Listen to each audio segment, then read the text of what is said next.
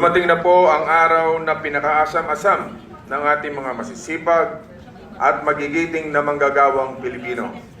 I cannot help but feel sentimental. Sabi ko nga po, bago pa lamang po tayo dito sa Senado, advokasyan na natin ito.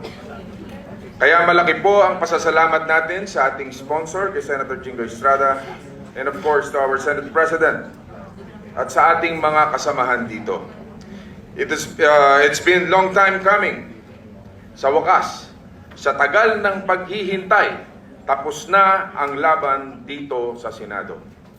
Maliwanag na lagi silang makakahanap ng kakampi sa Senado upang isulong ang kanilang mga karapatan, ipaglaban ang kanilang kapakanan, at itaguyod ang kanilang kinabukasan.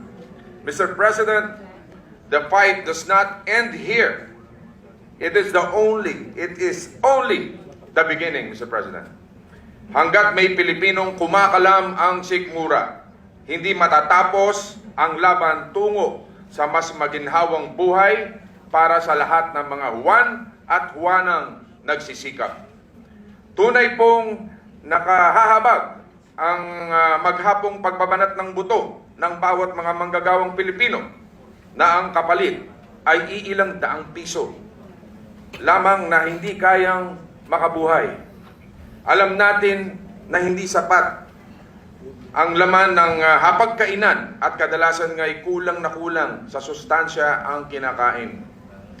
Ang pangarap natin ay isang bukas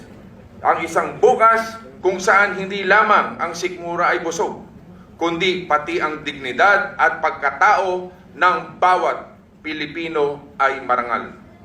Dekada na po itong hiyaw at pagtangis ng ating mga kababayan. May the fight not end here, Mr. President.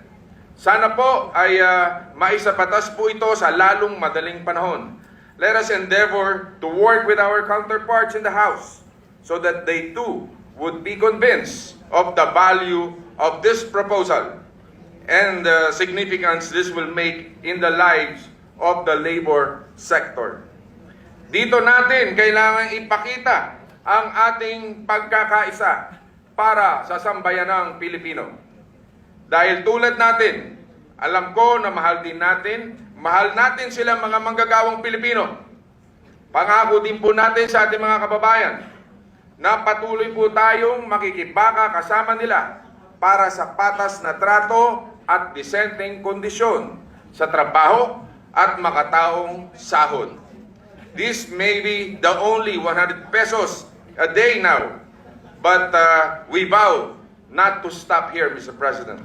Lagi po tayong magmamatsyag at maghahanap pa ng mga paraan upang iangat ang inyong estado sa buhay sa pamamagitan ng mga dagdag na ayuda, aumento sa sahod at mga benepisyong nararapat lamang na kanilang matamasa. Maraming salamat po, Mr. President. Thank you.